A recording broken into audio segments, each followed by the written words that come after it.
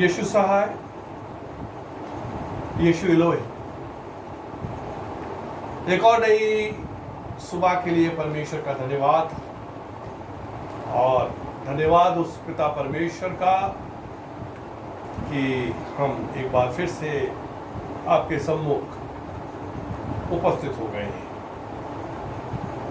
मेरे प्रियो, मैं आपसे ये कहना चाहूँगा कि हर रविवार को हम अपना एक वीडियो रिलीज करते हैं, और ये जब से हुआ तब से चर्चेस बंद हुए हैं। शुरुआत ये रही कि हम अपने चर्च के लोगों को प्रचार सुनाएं, लेकिन धीमे धीमे हम बहुत लोगों से जुड़ गए। लेकिन हमने ऐसा अनुभव किया कि पिछले 5 संडे से जो व्यूज हैं वो लगातार कम होते चले गए। ऐसा क्यों हुआ हमें पता नहीं।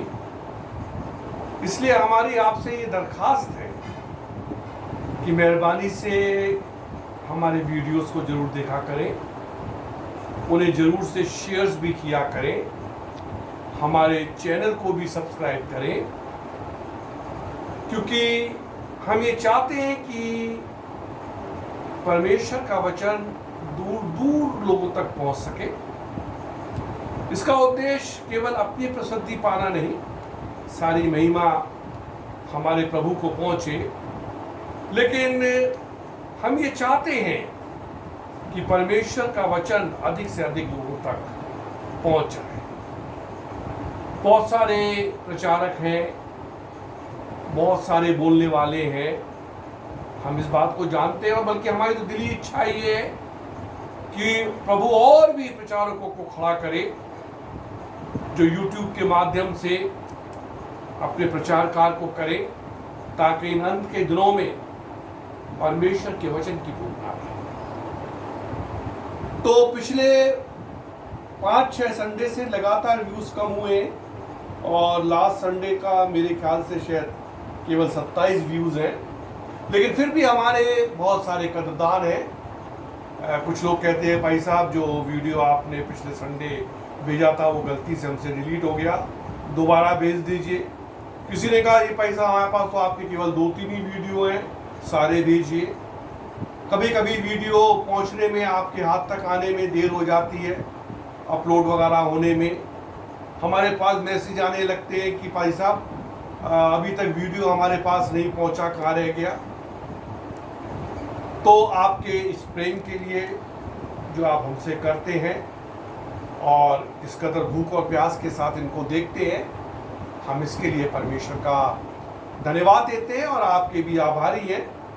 हमारे ऐसे ही कदरदानों में एक और कदरदान हमको मिली है, जिसका नाम सन्ना है। वो हमारे बहन की बेटी है। मेरे प्रियो, वो स्लो है,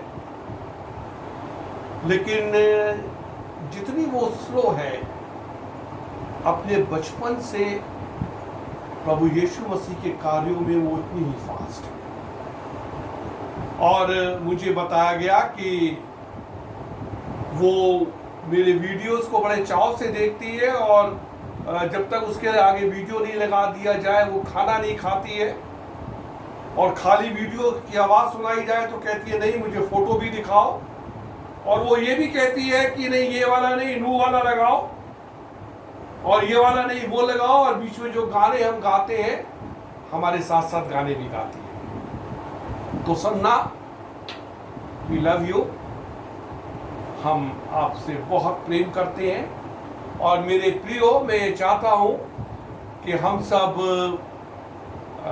उस बेटी सन्ना के लिए दुआ भी करें कि परमेश्वर, वैसे बहुत अच्छी हो गई है इन दिनों में, बहुत होशियार हो गई, लेकिन प्रभु उसको और भी बुद्धि, ज्ञान और समझ से परिपूर्ण करें।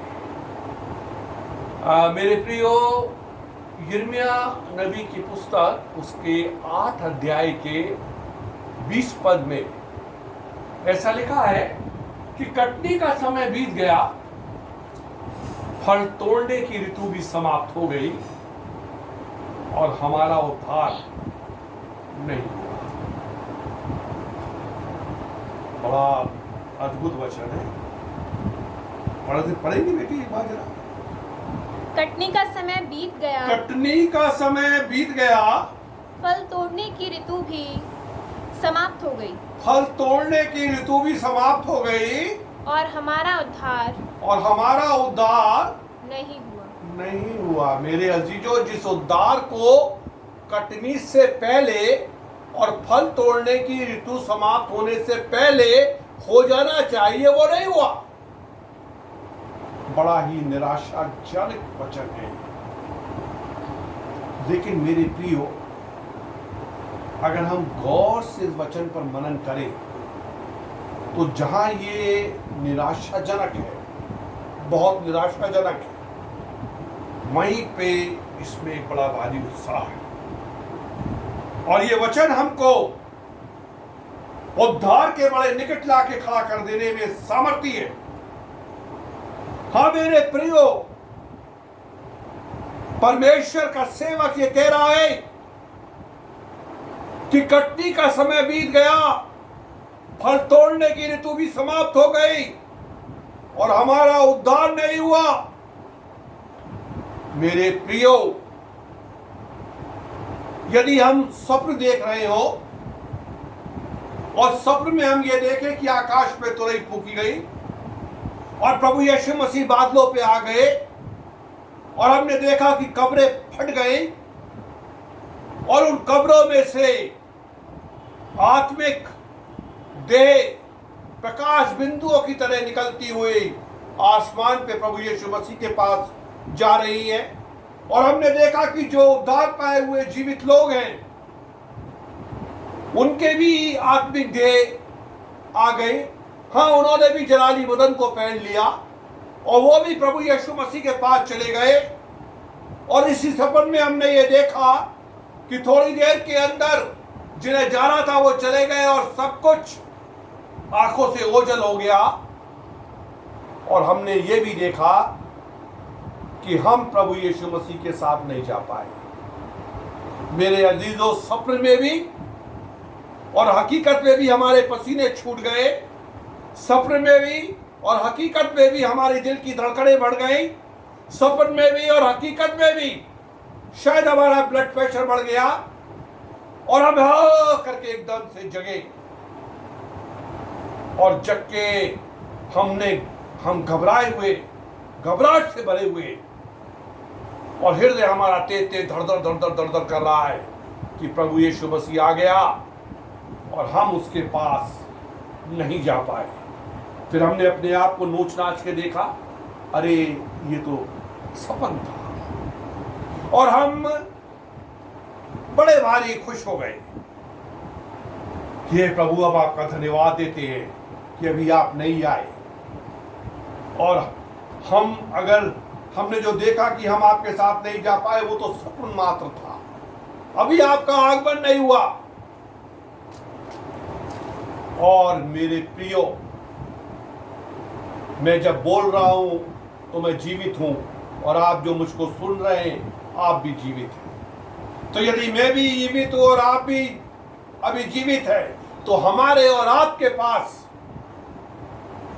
ये आशा है कि हम उद्धार को पालें, ताकि कटनी होने से पहले या फल तोड़ने की ऋतु समाप्त होने से पहले हमारा उद्धार हो जाए। मेरे प्रियो, यदि कोई परिवार हो, पति पत्नी हो, पति सेंट्रल रेलवे के अंदर किसी अच्छी पोस्ट पर है, 70-80 हजार रुपए महीना कमा रहे हैं, उनकी पत्नी स्टेट गवर्नमेंट के हॉस्पिटल में सीनियर नर्स है, 70-80 हजार रुपए उनको भी मिल रहे हैं, उनके 2 प्यारे प्यारे बच्चे हैं, उनका अपना मकान है, उनके पास 4 पहिए की गाड़ी है, हर महीने कम से कम 2.25 लाख रुपए उनके घर में आ जा रहे हैं। बड़े अच्छे लोग हैं, नियमित रूप से प्रार्थना करते हैं, नियमित रूप से बाइबल को पढ़ते हैं, बराबर चर्च जाते हैं, चर्च के अंदर अपने दान देते हैं, घर में लोगों का आतिथ्य सत्कार करते हैं, अपने पासवान को भी घर में बुलाते हैं, वचन को पासवान से सुनते हैं, अपने पासवान को भी अपना 10वां देते हैं।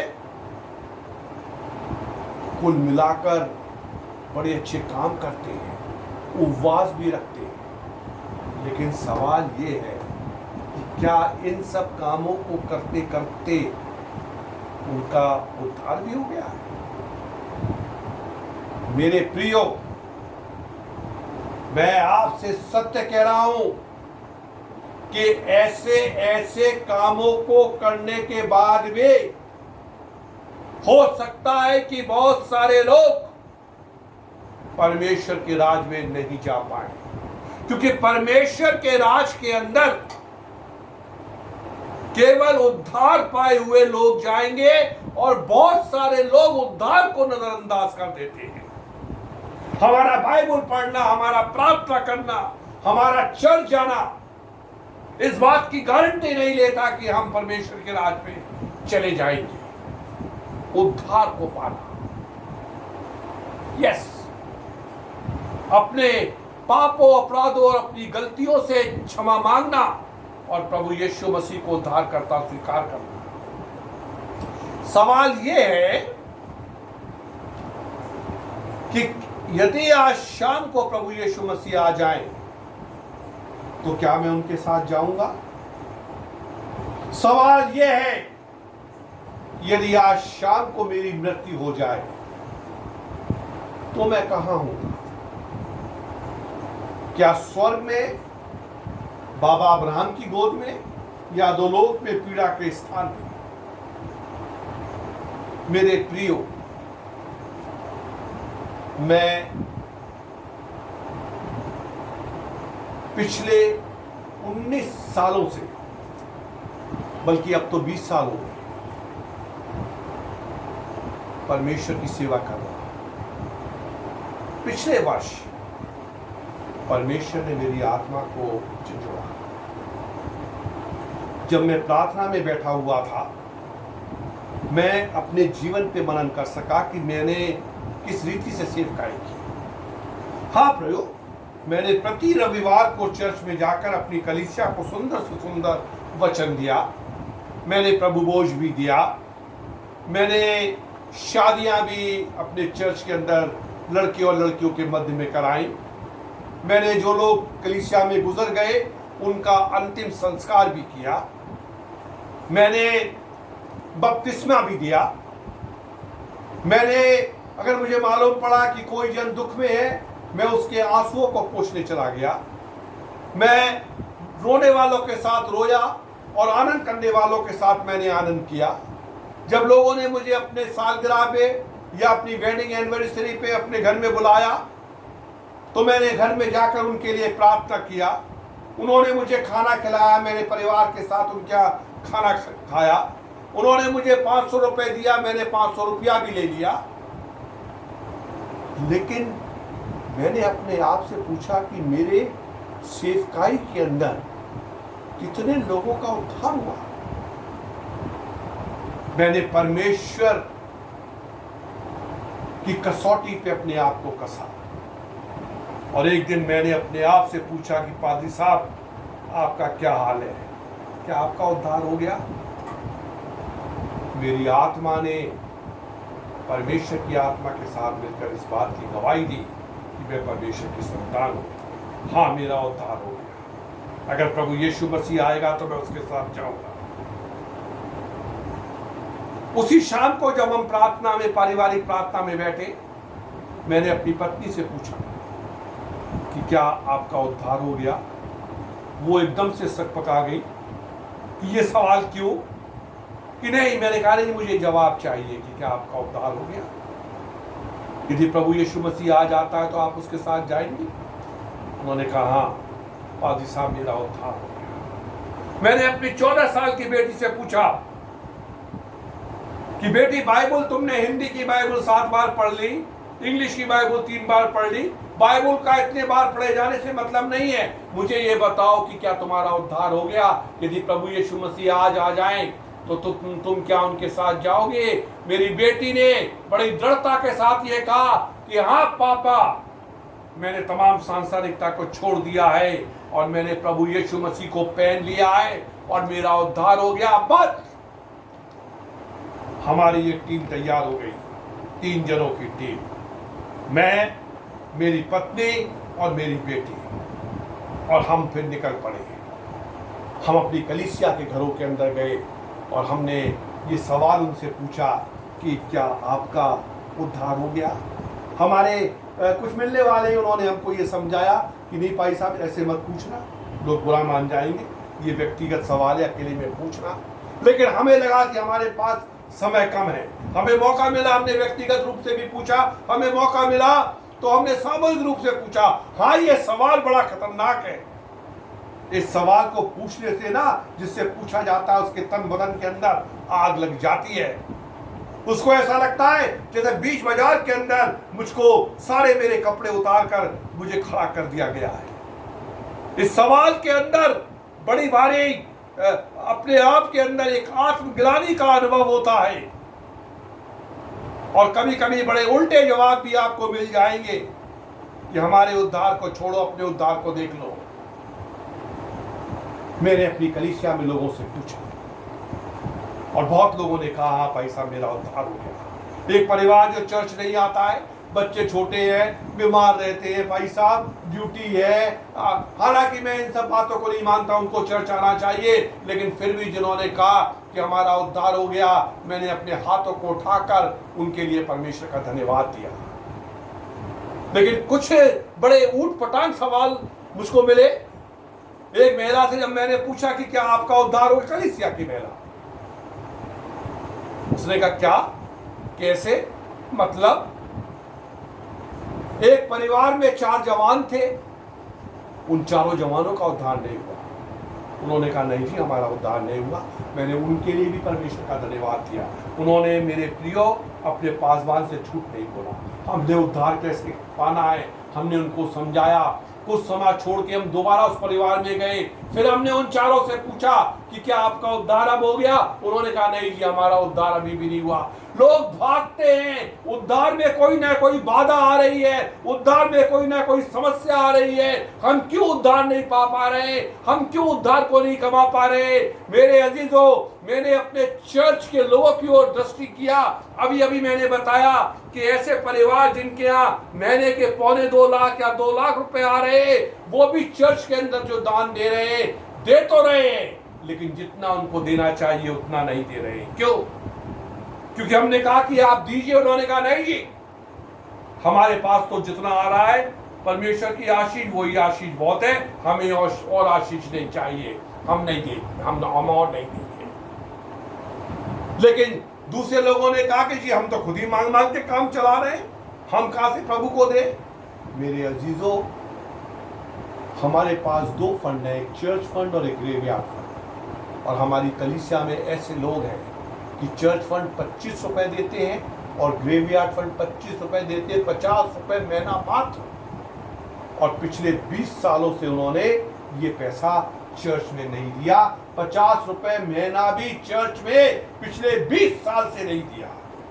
जबकि उस परिवार का मुखिया हर दिन कम से कम 150 और 200 रुपए की प्रतिदिन शराब पीता।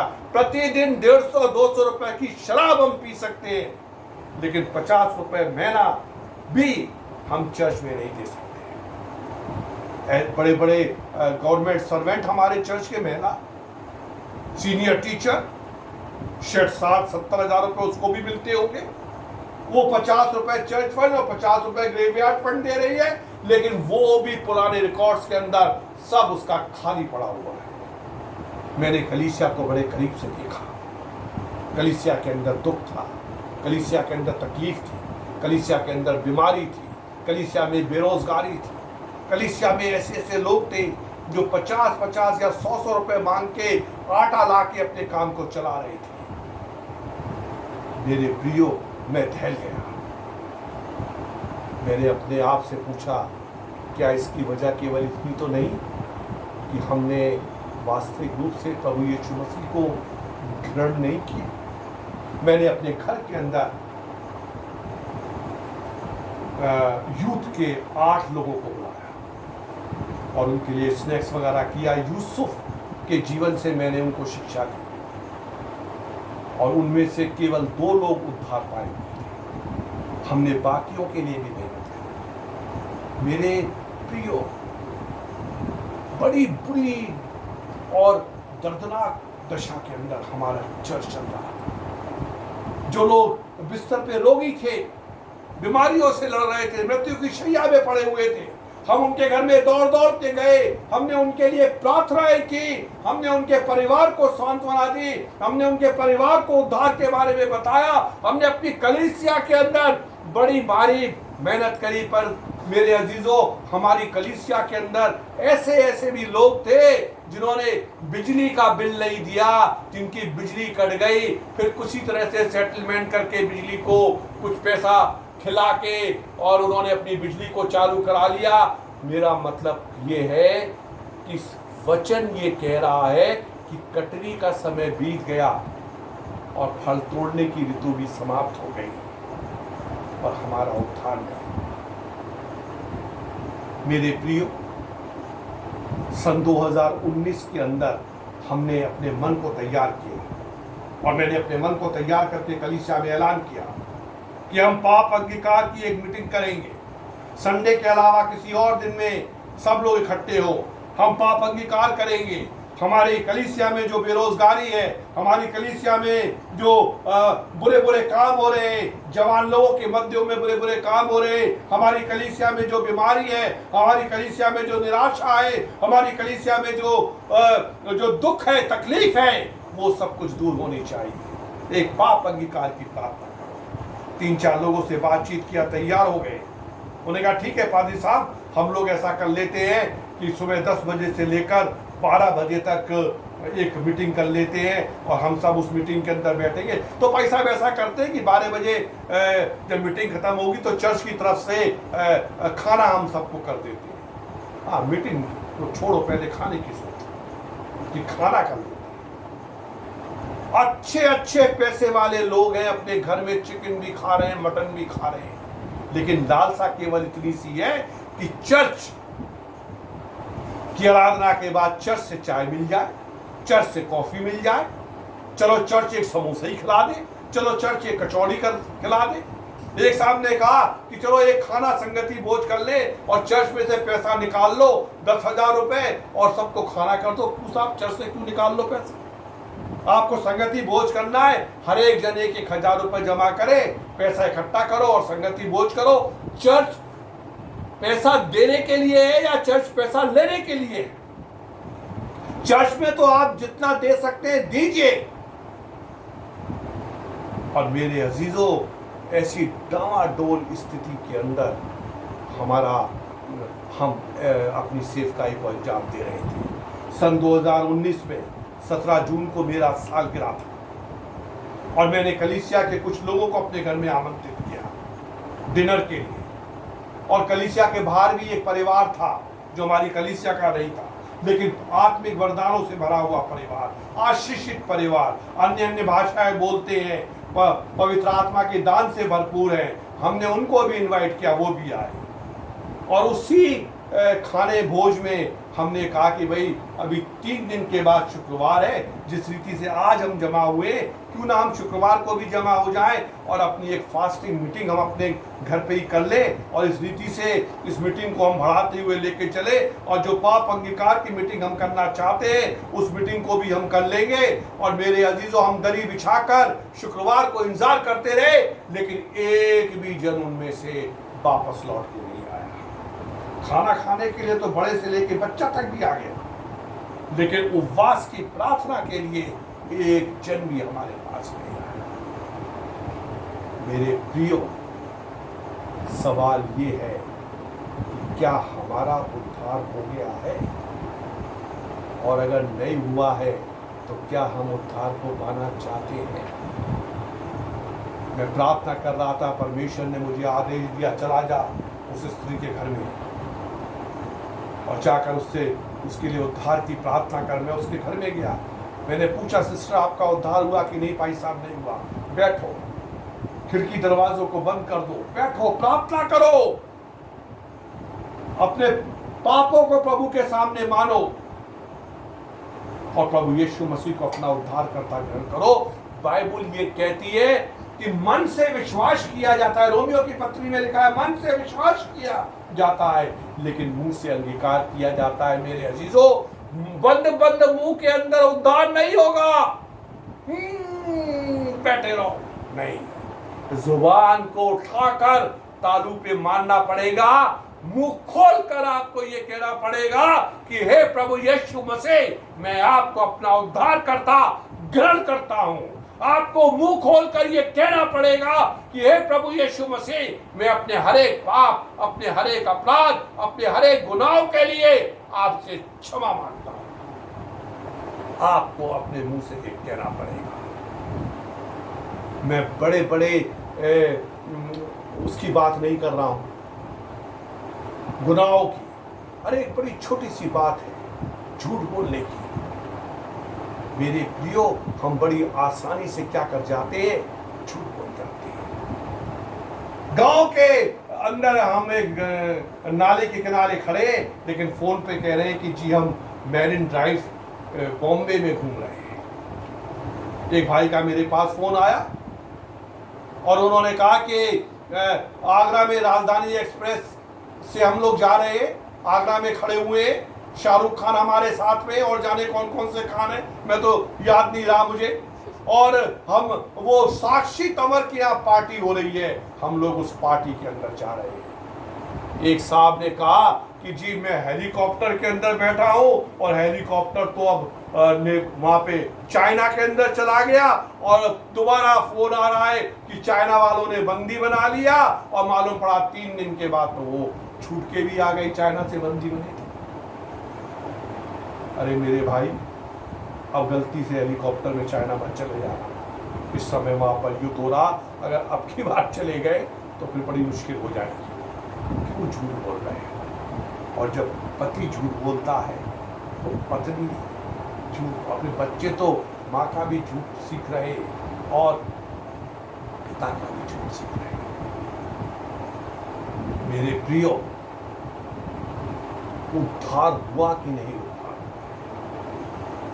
जब हम अपनी कलीसिया के अंदर दौरा कर रहे थे, एक एक जन से पूछ रहे थे, एक एक जन को उत्साहित कर रहे थे। एक स्त्री हमारे पास आ गई, वो हमारे साथ हमारी कलीसिया के अंदर भी घूमी, हमारी कलीसिया में बड़े जोर से प्रार्थना भी किया, बड़ी जोर से गीत भी गाए सबको। हमने उनसे पूछा कि सिस्टर जी आपका उद्धार हो गया? हो गया। उन्होंने हमें अपने यहाँ भी इनवाइट किया, हम उनके यहाँ भी गए, हमने पूछा जी आपका उद्धार हो गया? हाँ, उद्धार हो गया। कुछ ही दिन के बाद मालूम पड़ा कि उनका बिजली का बिल 60,000 रुपए से ज्यादा आया। 3 एसी है उनके घर में। हम तो केवल रात में ही कभी एसी चलाते हैं, दिन में नहीं चलाते, बचाते हैं पैसा। उनके तो दनादन दनादन दनादन एसी चलते रहते हैं। नया नई कॉलोनी बसी थी, नया नया मकान था, पहले तो केवल तार डले थे, मीटर वीटर लगे नहीं थे। जंपर डाला, बुरी आदत पड़ गई। शायद मेरे ख्याल से लद्दाख के रहने वाले हैं, बहुत ज़्यादा उनको सर्दी में रहने वाले लोग हैं तो गर्मी बहुत लगती है। 3 एसी 60,000 का बिल हो गया। और मेरे अजीजों, मुझे मालूम पड़ा कि किसी दलाल से मिलकर उन्होंने 14,000 रुपए देकर अपने बिल को सेटल करा दिया। हाँ, मेरा भारत महान, मेरे देश में सब कुछ हो जाता है। चोरी करे, सरकार की चोरी करी, बिजली की चोरी करी, दलाल को रिश्वत दिया, गुनाह पे गुनाह किया और मुंडी हिलाकर ये कह रहे हैं कि हाँ हमारा उद्धार हो गया। मैं आपसे पूछता हूं कि क्या उस महिला का उद्धार हुआ? वो अपने आप को झूठ कह रही है, अपने आप को झूठी तसल्ली दे रही है। उसका कोई उद्धार नहीं हुआ और उसका उद्धार हो भी नहीं सकता। उद्धार मन से होगा, उद्धार परमेश्वर के सामने होगा।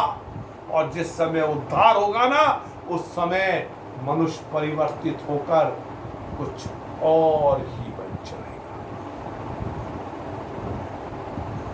एक जवान लड़की बहुत सारा सामान मंगाती कोरियर से। मुझे किसी ने बताया कि भाई साहब उसके घर के बाहर तो एक सामान लेके आता है, दूसरा सामान लेके चला जाता है। एक ड्रेस मंगाई, कुछ समय देते हैं वो लोग, अगर आपको अच्छा नहीं लगे तो वापस कर देना। होना तो ये चाहिए अगर आपको कोई डिफेक्टिव ड्रेस आ जाए तब वापस करिए। लेकिन उसने एक पार्टी में पहना, उसी ड्रेस को दूसरी पार्टी में पहना, दोबारा पैक कर दिया कि नहीं जी ये डिफेक्टिव है, दूसरा भेजो। दूसरा आया, उसको भी दो एक जगह पहन लिया, फिर पैक किया, वापस कर दिया। क्या ऐसा काम करने वाला कह सकता है मेरा उद्धार हुआ? अब उसने मेकअप का सामान मंगाया। अब मेकअप का सामान तो बोतल खोलोगे सील टूट जाएगी, कैसे वापस होगा? उसकी भी तरकीब निकाल ली। उसने सील बंद बोतलों को तोड़ दिया और तोड़ के उसकी क्रीम दूसरे बोतलों के अंदर भर दी और उसके बाद उन टूटी हुई सील बंद बोतलों को ये कह के वापस भेज दिया कि हमें तो ये सामान ऐसा ही मिला है। क्या उसकी मां ने या उसके घर वालों ने उसको ऐसा करते हुए देखकर उसको मना किया होगा कि बेटा ये करना चोरी है? या उसकी पीठ थपथपाई होगी कि वाह बेटा तूने तो क्या बढ़िया तरकीब ढूंढी है चोरी करने की। मेरे प्रियो, एक छोटी सी उम्र की लड़की का फोन मेरे पास आया और वो फोन पे चिल्ला रही थी, दौड़ रही थी, मुझे एक ऐसी बात के लिए दोषी ठहरा रही थी जो मैंने नहीं की। क्या आपने ये बात कही है? अरे मैं क्यों कहूंगा कि इस बात को मैंने नहीं कहा है, मैं मना कर रहा उसको कि नहीं बेटा मैंने ये बात नहीं कही है। लेकिन वो चिल्ला के मुझसे बोली कि तुम्हारा उद्धार तुम्हारे पास रहे, क्योंकि मैंने पूछ रहा था ना सबसे कि बेटा तुम्हारा उद्धार हुआ क्या? उससे भी पूछा तुम्हारा उद्धार तुम्हारे पास रहे।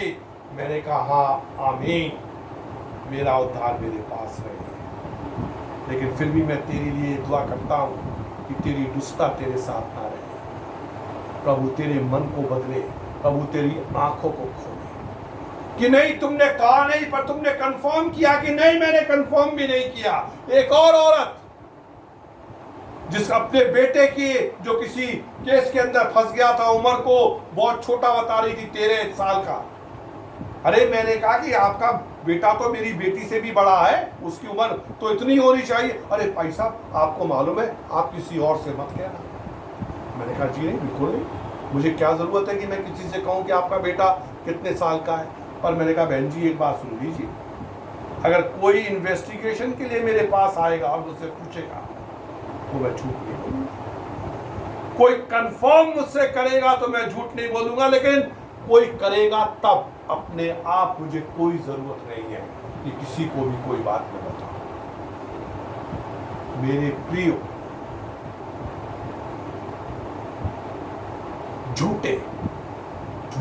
झूठों के बारे में बाइबल में लिखा है कि झूठों का भाग गंधक और आग की छील।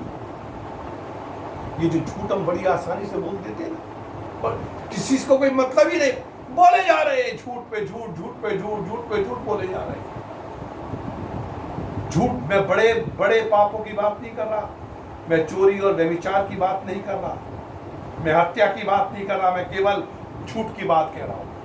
जरा मेरे बेटा जरा सा पढ़ देना प्रकाशित वाक्य की पुस्तक 21 अध्याय का 8 पद।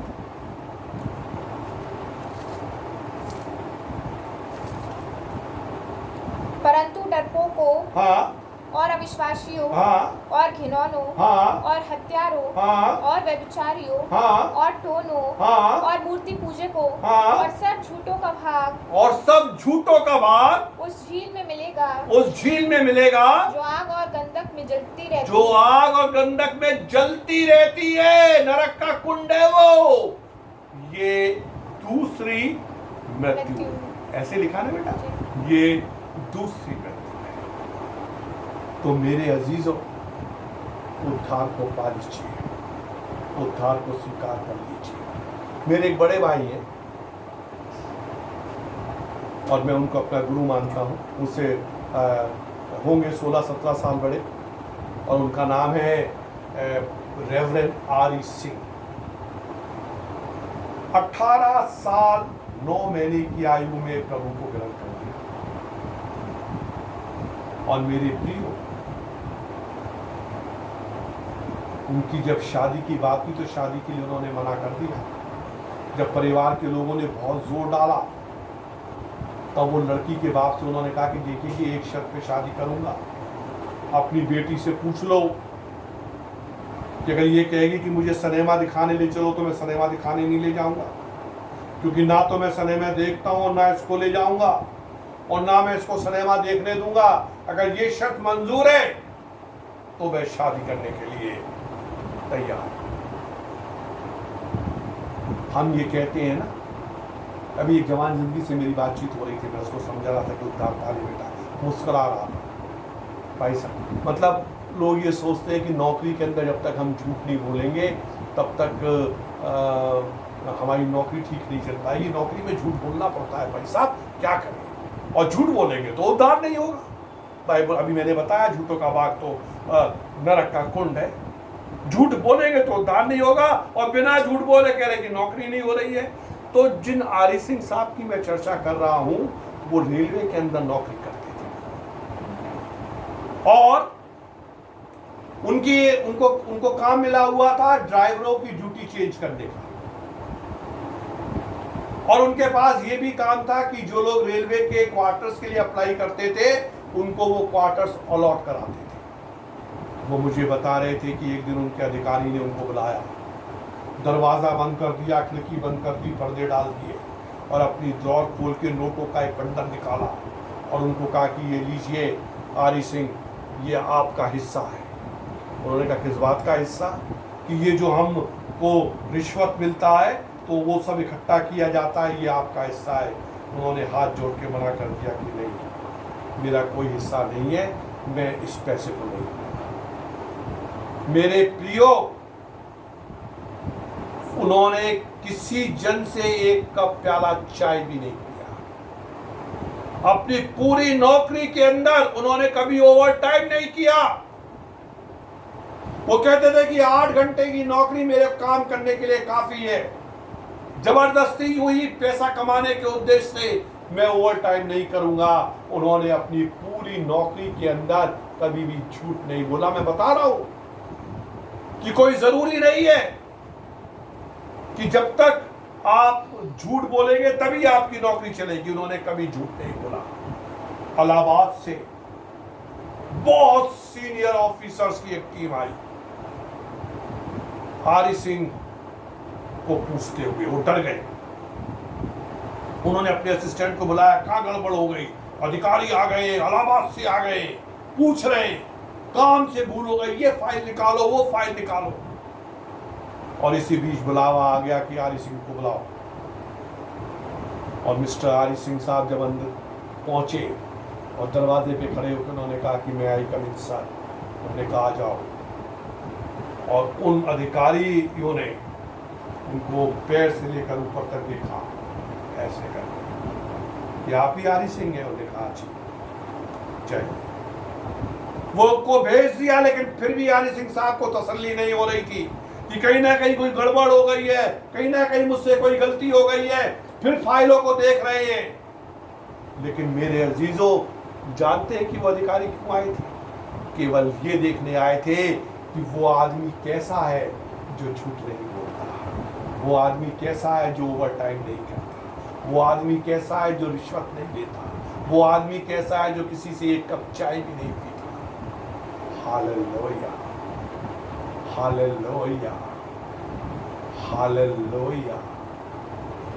मेरे प्रियो, जब आपकी ये पहचान बन जाती है ना कि आप झूठ नहीं बोलते, तो वो पहचान आपकी पूरी नौकरी में बनी रहती है। और आपके अधिकारी भी इस बात को जान जाते हैं कि ये आदमी झूठ नहीं बोलता। और मैं परमेश्वर का धन्यवाद देता हूं कि मसीहों के लिए ये बात कही गई है कि ये वो लोग हैं जो झूठ नहीं बोलते। हमारे कब्रिस्तान के अंदर झगड़ा हो रहा था किसी शख्स को दफनाने के लिए, और उसको सॉर्ट आउट करने के लिए जब हम कलेक्टर साहब के पास पहुंचे और मैंने कलेक्टर से यही कहा मैंने कहा सर हम लोग झगड़ा नहीं करते। उन्होंने मुझसे कहा पादरी साहब मुझे मालूम है, मैं कॉन्वेंट स्कूल में पढ़ा हूँ, हाँ हमारी पहचान है कि हम मसीह लोग झूठ नहीं बोलते, हम मसीह लोग चोरी नहीं करते, हम मसीह लोग झगड़ा नहीं करते। तो इस पहचान को आप भी बना के रखिए ना, आप भी तो मसीह हैं। क्या केवल नामधारी मसीह है? क्या चोरी करने वाले मसीह है? क्या झूठ बोलने वाले मसीह है? या धोखा देने वाले मसीह हैं? आप क्या बिगाड़ लेंगे प्रभु का यदि आप चोरी करेंगे, धोखा देंगे? मैं अपनी बात को समाप्त करूंगा, लेकिन मैं कुछ पद आपके सामने पढ़ना चाहूंगा। अय्यूब नबी की पुस्तक 35 अध्याय 6, 7 और 8 पद। जरा ध्यान से सुनिए क्या वचन कहता है। यदि तूने पाप किया है, यदि तूने पाप किया है, तो परमेश्वर का क्या बिगड़ता है? तो करता रहे तू पाप। परमेश्वर का तू क्या बिगाड़ लेगा? कुछ बिगाड़ लेगा? तू क्या परमेश्वर का कुछ क्या बिगाड़ लेगा? तू कर पाप। परमेश्वर का क्या जा रहा है? कर पाप। वो तो तुझसे मोहब्बत करता है इसलिए कहता है मत पाप कर। तू बिगाड़ क्या लेगा? अगर तूने पाप किया है तो तू परमेश्वर का क्या बिगाड़ लेगा? जी। यदि तेरे अपराध बहुत बढ़ जाए, और अगर तू बहुत ही पापी हो जाए तो अभी तू उसका क्या कर लेगा? तो तू क्या कर लेगा? वही परमेश्वर का क्या कर लेगा? तू फांसी चढ़ा देगा परमेश्वर को? क्या कर लेगा परमेश्वर का? जी। यदि तू धर्मी है, और अब तू कहेगी नहीं साहब मैं पापी तो नहीं हूँ, और तू कहेगी मैं तो धर्मी हूँ। अगर तू धर्मी हो तो उसको क्या दे सकता है? तो भैया तो तू अगर धर्मी होगा तो तू कुछ परमेश्वर को दे देगा क्या? अपने पास है 1-8 लाख रुपया, 1-8 करोड़ रुपया परमेश्वर को दे देगा तू? अगर तू धर्मी है तो हाँ जी। या उससे तेरे हाथ से क्या मिल जाता है? अगर तेरे धर्मी होने से भी परमेश्वर को क्या फर्क पड़ने वाला? तू पापी हो तो परमेश्वर को क्या फर्क पड़ेगा, और तू धर्मी हो तो परमेश्वर को क्या फर्क पड़ेगा? आगे पढ़िए। तेरी दुष्टता का फल, तेरी दुष्टता का फल तुझ जैसे पुरुष के लिए है, तेरा दुष्टता का फल तेरे लिए है जी, और तेरी धर्म का फल, और तेरे धर्म का फल भी मनुष्य मात्र के लिए है। तेरे लिए। दुष्टता करेगा तो तू अपने लिए करेगा, धर्म करेगा तू अपने लिए करेगा। ना तो तेरे धर्मी होने से परमेश्वर को कुछ लाभ पहुंच सकता है, और ना तेरे पापी होने से परमेश्वर को कोई नुकसान हो सकता है। अगर तू धर्मी करेगा, धर्म के काम करेगा तो अपने लिए करेगा, और पाप करेगा तो तू अपने लिए करेगा। धर्म के काम करेगा तो भैया परमेश्वर के राज के अंदर स्वर्ग में जाएगा। पाप करेगा तो नरक की अग्नि में जाके जल जाएगा। धर्म कर या पाप कर, तू अपने लिए करेगा। किसी पे तू एहसान नहीं करता, ना पादरी पे एहसान करता, ना अपने माँ बाप पे एहसान करता, ना अपने रिश्तेदार पे एहसान करता। अब ये तेरी मर्जी है कि तू 60,000 रुपए के बिल को सेटलमेंट करके 16,000 का बनवा ले, चोरी कर ले, घूस ले ले, और गुंडी ला के यूं कहे कि मेरा उद्धार हो गया। या तू भाई आरी सिंह के समान किसी की भी एक चाह पैदा नहीं। मेरे प्रियो, बड़ा सोचने वाला वचन मैंने आज आपको दिया है कि कटनी का समय बीत गया और फल तोड़ने की ऋतु भी समाप्त हो गई, और हमारा उद्धार नहीं हुआ। उद्धार को पा लीजिए, उद्धार को कमा लीजिए। आपके कैसे भी धर्म के काम आपको परमेश्वर के राज में नहीं पहुंचा पाए। केवल आपका उद्धार, साल्वेशन, और वो आपको अपनी जुबान से अंगीकार करना पड़ेगा प्रभु यीशु मसीह कि वो आपका उद्धार करता है। प्रभु आपको इन वचनों से बहुत सारी आशीष दे। आपका दिन शुभ हो, आपका दिन आशीष में रहे, और प्रभु का ये वचन आज और बहुत समय तक आपके दिमाग में घुसता रहे। जय मसीह।